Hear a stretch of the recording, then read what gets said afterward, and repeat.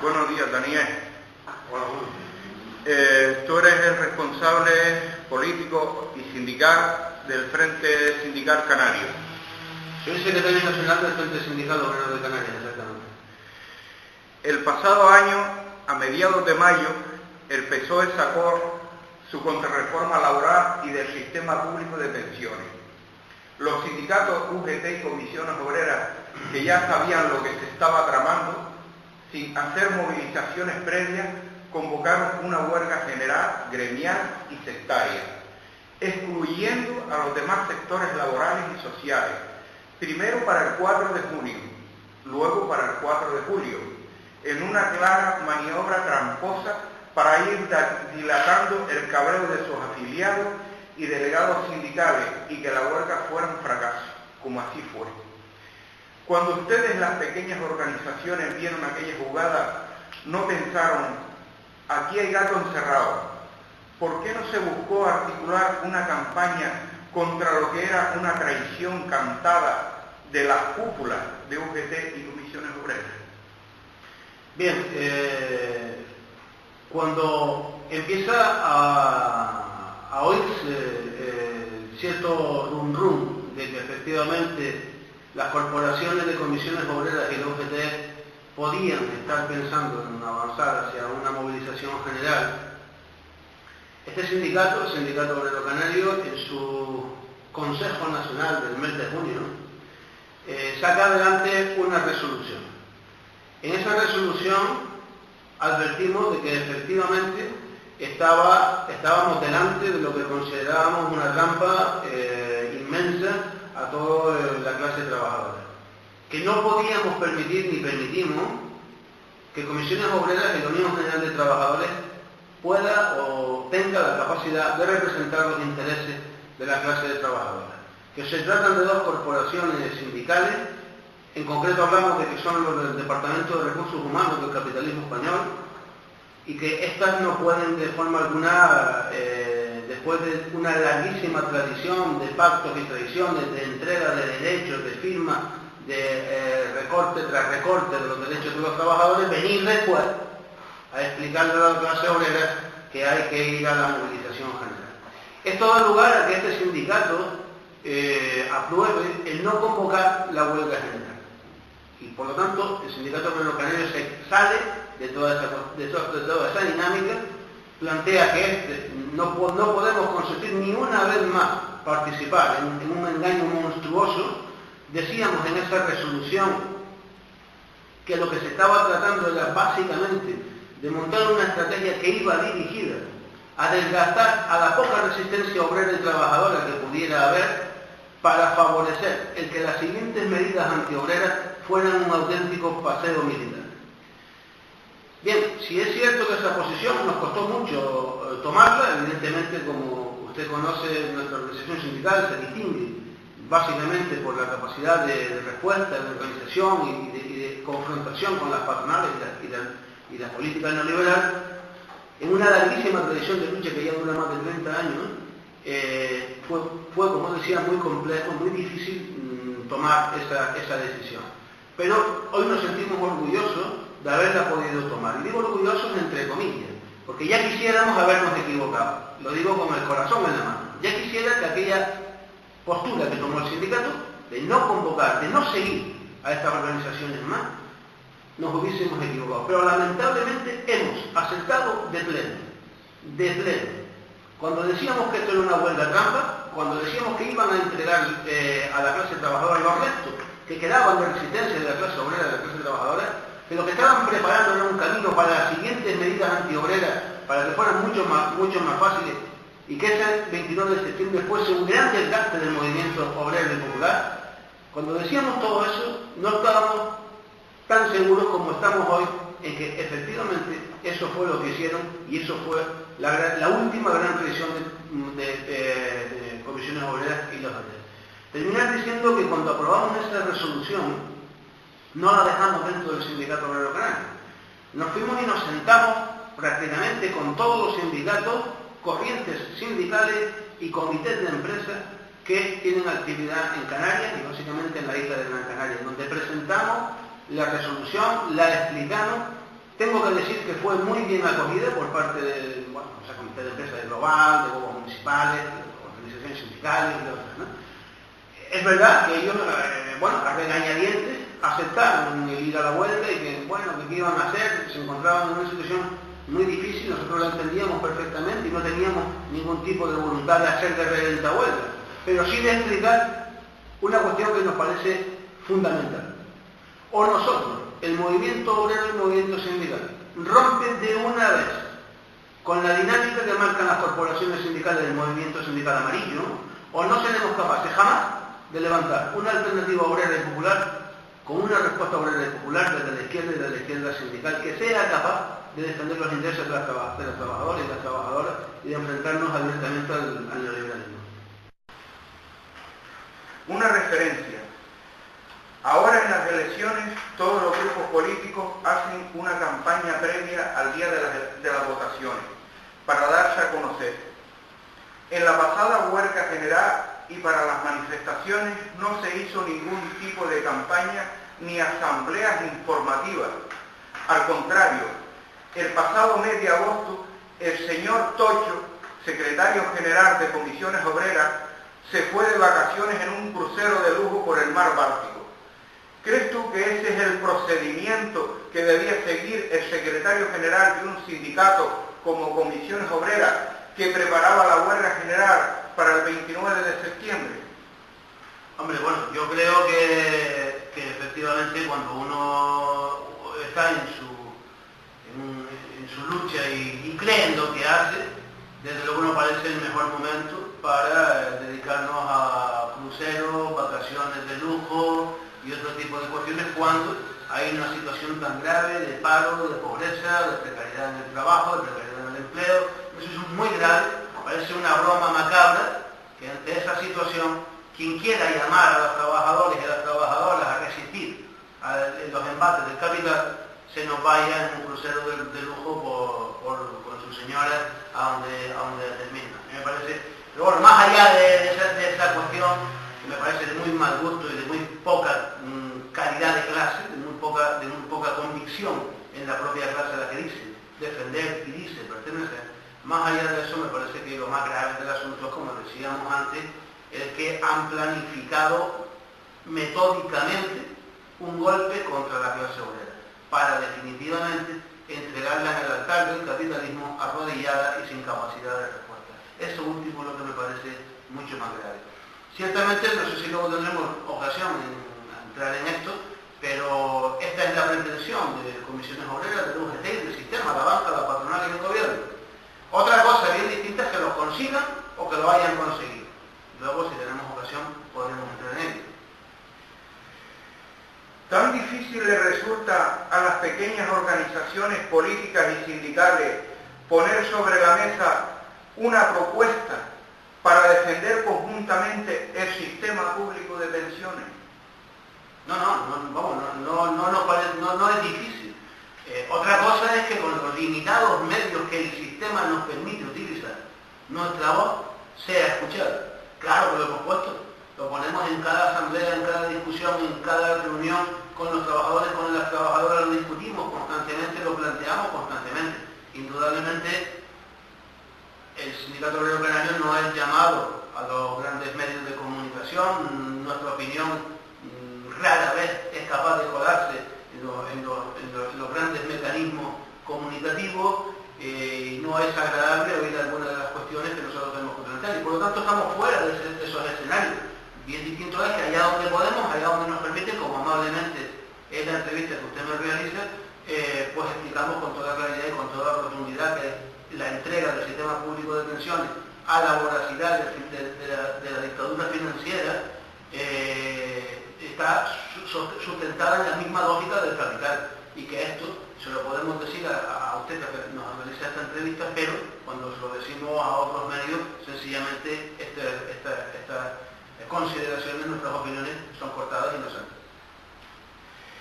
Ante el actual panorama, ¿no crees tú que en pocos años vamos a tener un ejército de ancianos mendigando por nuestras calles?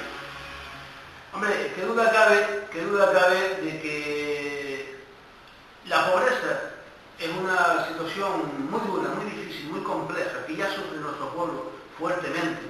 Pero hay un fenómeno añadido a la pobreza que es el empobrecimiento. O sea, en la constante pérdida de poder adquisitivo de los trabajadores y las trabajadoras, la disminución de la cuantía de las pensiones, la precariedad en eso que llamamos el contraterío. Toda esta situación va generando una incapacidad de las familias para poder asumir las facturas mes a mes, incluso semana a semana. En Canarias nos situamos en torno a 600.000 personas en el umbral de la pobreza, pero aquellas aquellas familias trabajadoras que se sitúan en el umbral del empobrecimiento supera con creces esa cifra. Estamos en una situación muy grave, donde el 78% de las familias declaran no poder llegar a final de mes. Es una situación, indudablemente, que se sitúa, nos sitúa en límites ya de la explosión social, en límites de la convulsión social. Desde hace más de 20 años, la estrategia errónea que han mantenido las diferentes organizaciones de izquierda nos ha conducido a una situación catastrófica. ¿Crees tú que va a seguir prevaleciendo esa estrategia de o yo o el caos? Bueno, yo quisiera aclarar una cuestión en lo que usted me pregunta. Yo no creo que exista una estrategia en la línea en la que usted la ha definido, sino que sencillamente no existe estrategia. No existe estrategia en la izquierda, cuando digo la izquierda nos incluimos, hablo de la izquierda política, la izquierda social, la izquierda sindical, como no, de la que es y se declara miembro del sindicato obrero canario. Bien, no hemos tenido una estrategia dirigida a tratar de articular una respuesta obrera y popular frente a una agresión histórica como la que estamos viviendo. Que se hacen algunos intentos, cierto, y que esos intentos hay que saludarlos, cierto también, más allá de alguna crítica de aquí y allá, de que nos gustara más que fuera de esta manera o de la otra. En cualquier caso, vaya por delante nuestros propios saludos.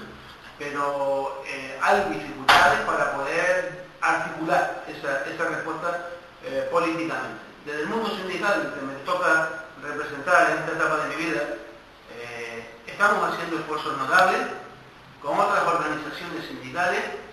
En este momento no podría y no debo, por compromiso, avanzar mucho más. Sí me comprometo, pues, en cuanto pueda dar un avance mayor de este esfuerzo que estamos realizando, trasladárselo a ustedes que amablemente más esta entrevista, en primer lugar que a nadie, pero creo que en unos meses podremos ser capaces de dar una apasionante, si me permite el término, una apasionante noticia, digamos. ¿Dónde está el problema? En la discriminatoria ley electoral, es decir, en el tope del 6% para poder alcanzar la representación parlamentaria, o en la incapacidad y la falta de voluntad política de las organizaciones de izquierda para articular un frente unitario capaz de ganarse la confianza de los trabajadores. Bueno, vamos a ver. Es cierto que padecemos un sistema electoral que blinda al pacto colonial, brinda perfectamente a las tres organizaciones políticas a las que se le ha encargado el manejo de esta tierra y que difícilmente se va a poder romper. Pero yo creo que perdemos el tiempo lloriqueando contra ese muro. El sistema se blinda y se blinda aquí, se blinda en todos los lados. La siguiente parte de la pregunta, hoy no somos capaces de articular. Yo en esta cuestión tengo una posición, si me permite, algo más, no sé si decirle el término radical, permítame explicarlo así. Mira, la izquierda va a llenar las urnas cuando primero llene las calles. Tratar de tomar atajos para llegar a representaciones cuando no hemos tomado las calles y las plazas, esto es absurdo. Una pérdida de tiempo y enfrentarnos a un muro una y otra vez. Y ahora que hablamos en la fecha de esta entrevista, ya casi en los episodios cercanos a las elecciones, pues le digo que cada 3 o 4 años surgen esta especie de movimientos de última hora, vamos a unirnos, a ver si somos capaces de robar 2.000 votos. No. Vamos a llenar las calles, vamos a consolidar la organización, vamos a realizar la respuesta, vamos a organizar nuestro pueblo y los éxitos electorales vendrán después. No debemos de interrumpir los procesos de organización del pueblo y para pensar que en la respuesta electoral es donde vamos a encontrar el santo grial de la solución a nuestro país. Como tú sabrás, los cabildos son instituciones coloniales de la época del señorío y el realengo. Y al constituirse Canarias como comunidad autónoma, se deberían haber disuelto estos tinglados para acabar con el insularismo. Vemos a cada rato a los dirigentes de la derecha arremetiendo contra los servicios públicos y de primera necesidad. ¿Crees tú que las organizaciones de izquierda deberían pensar en articular una campaña para darle a esa clase parasitaria donde más les duele? Es decir, si ellos nos hablan de reducir el gasto público, ¿por qué nosotros no exigimos la disolución de los cabildos? Bien, ahí eso pregunta por lo menos dos bloques diferentes, distintos, ¿no? Efectivamente, yo como persona de izquierda, como socialista, estoy convencido y estoy plenamente de acuerdo con el enunciado de su pregunta. Los cabildos responden a una época pasada, son auténticos dinosaurios del poder colonial, cuya misión fundamental es estructurar el poder caciquil en cada isla. Efectivamente habría que ir a una gran regeneración democrática de la vida política y pública de Canarias, en donde, lógicamente, tendrían que estar presentes también una regeneración del entramado cabildicio, ¿no? Una regeneración que lleve a dos situaciones. O bien se democratizan los cabildos, se le da contenido político popular y se le da instrumento para que sirvan de representación popular en las islas, o bien los cabildos se disuelven. Pero lo que no puede es continuar, en mi opinión, en esta especie de limbo extraño en el que tienen un peso y un poder, son capaces de medrar en la política sin que realmente nadie sepa muy bien cuál es la capacidad y utilidad pública de esa estructura cabildicia. Por lo tanto, ciertamente están anclados y suponen un anacronismo histórico, como usted comentaba en su enunciado, más cercano a aquel proceso de realengo y de colonización que a una Canarias que quiera estar pues con el reloj al día, con la hora en la que estamos en el siglo XXI. En el segundo bloque de su enunciado habla usted del ansia de la eliminación de los servicios públicos por parte de la administración. Efectivamente, hay todo un avance, todo un embate contra los servicios públicos para ir hacia su privatización. Esto no responde a que este señor alcalde o aquel señor cabildo, que sea peor o mejor, no, responde a una estrategia del sistema en todo el planeta. La Organización Mundial del Comercio determinó en torno del 2000, estoy hablando de memoria, 2000-2003, toda una estrategia dirigida a la privatización constante y permanente de todos los servicios en todas las estructuras públicas. Esto quiere decir que da igual a nivel de gobierno, a nivel de comunidad autónoma, a nivel de cabildo, a nivel de ayuntamiento, más grande, más pequeño, mediano, da exactamente lo mismo. Allá donde haya un nicho de negocio susceptible de generar beneficios para el capital privado, eso debe de ser privatizado. Y en eso estamos. Es que desde el exterior nos están diciendo que hay que reducir instituciones, porque tenemos una administración pública duplicada y triplicada. Y entonces yo no entiendo que gente de izquierda que está en contra del capitalismo, que está en contra del colonialismo, no diga una palabra contra esos tinglados que están devorando miles de millones en negocios privados, pero miles de millones de euros de dinero público. Y después son todos dirigidos ese dinero a negocios privados de la gente que más poder adquisitivo tiene. Y no se destina nada, o prácticamente nada, a los pequeños agricultores, a los pequeños comercios, al desarrollo del tejido social, que es el que genera empleo. Sí, efectivamente, es lo que veníamos comentando. Estas estructuras, estos mamotretos, mantienen una estructura económica, tienen una capacidad económica importante, pero supuestamente alguna de sus funciones era el favorecer, intermediar entre el ámbito agrícola, el ámbito agrario. Esto no.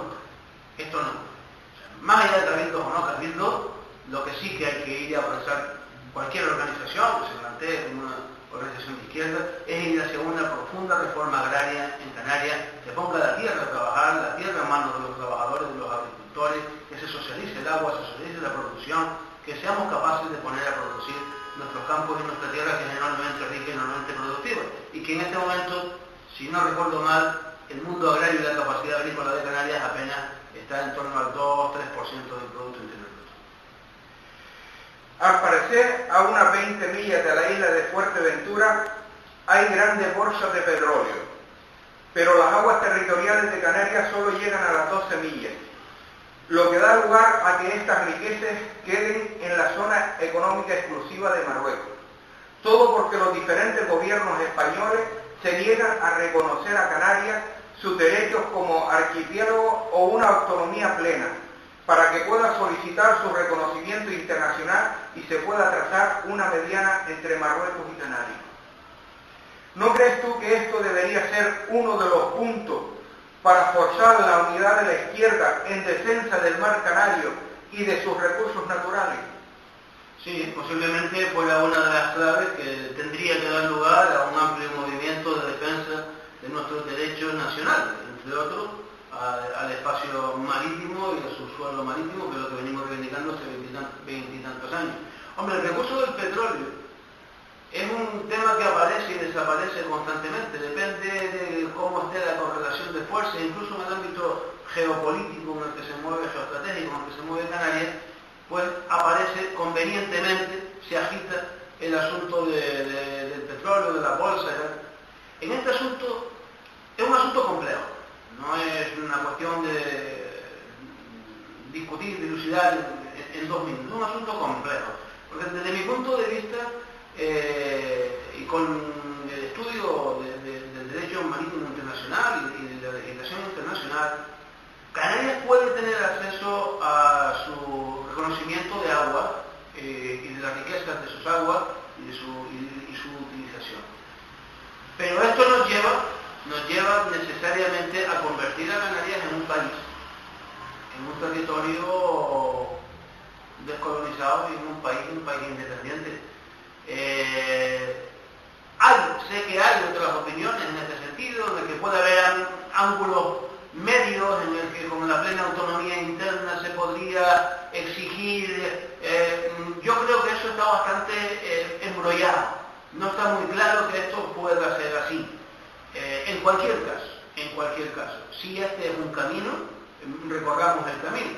Ocurre un problema que, bueno, para mí luego no es un problema, sería un problema en cualquier caso para el Estado, ¿no? Y es que si se reconoce el Estado archipelágico y la plena autonomía interna, implícitamente facilitaría el que el expediente eternamente dormido en el Comité de Descolonización de la ONU se pudiera activar casi al día siguiente. Porque alguno de las exigencias, algunos de los requisitos para esa activación del expediente de descolonización es lógicamente el reconocimiento de la plena autonomía interna del Estado archipelágico.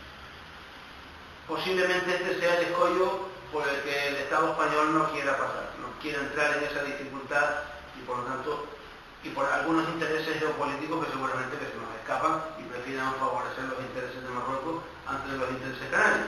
Seguramente, ahí posiblemente la larguísima mano de las petroleras y de los lobbies petroleros pues tienen intereses inconfesables y bueno, a nosotros han determinado que nuestra economía sea pasear la bandeja y vender mi idea y que otros pues puedan enriquecerse con la riqueza natural de nuestro país. Nos podríamos encontrar aquí en una situación similar a la que ocurrió en 1975, cuando el gobierno franquista le regaló el Sáhara a Marruecos. Bueno, es una hipótesis complicada, ¿no? Complicada. A continuación le digo que tal y como las cosas que están pasando en el mundo, nada es suficientemente descabellado, ¿no? Oiga, ¿quién nos iba a decir a nosotros cuando el capitalismo necesita algo, lo toma y punto? Lo toma o lo crea. Lo toma o lo crea. creo que estamos sobre el mediodía de hoy, día 18, las noticias que están llegando en este momento es que el capitalismo está dispuesto en breves horas en asaltar la gasolinera de Libia. Y la va a asaltar y van a comprar solo para proteger los intereses de las grandes petroleras y del lobby petrolero y gasístico. Esto lo hacen hoy cuando necesitan esto. Antes de ayer crearon un país. Kosovo fue fabricado para beneficiar el paso del conducto de gas de Rusia. Y se fabricó hasta la banda municipal. Se fabricó un ejército, se fabricó una estructura legal, se fabricó todo un país. Todo un país que, por cierto, es muchísimo más pequeño que lo que supondría Canarias. Por lo tanto, la pregunta que usted me hace, si podríamos ver una situación similar, yo espero que no.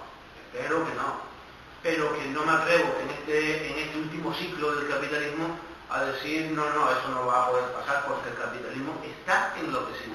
Absolutamente enloquecido. Está dispuesto a, como sea, si un territorio, si un pueblo, si un país, si un continente es de su interés, lo tomará. Y punto. Bueno, pues hemos concluido la entrevista y esperemos que los trabajadores sepan definir claramente quién es nuestro enemigo y de qué parte debemos de estar y que podamos cerrar filas y para poder defender lo poquito que nos queda, porque ya casi que no se trata ni de exigir, sino de defender lo poquito que nos queda. Sí, efectivamente, esperemos que sepamos todo, estar a la altura de las circunstancias, a la altura de la historia y sobre todo enfrentarnos con firmeza y con dureza a la resignación. Esto es, creo que lo más importante. Si acabamos aceptando esto como un mal bíblico, algo que nos ha caído y qué vamos a hacer, este es el mejor camino para que acaben poniéndonos de rodillas a todos. Tenemos que resistir, tenemos que pensar que es posible otro mundo, que es posible otra situación y que es posible hacer un gobierno que por una vez lo gobiernen quienes crean la riqueza, que somos los trabajadores y las trabajadoras.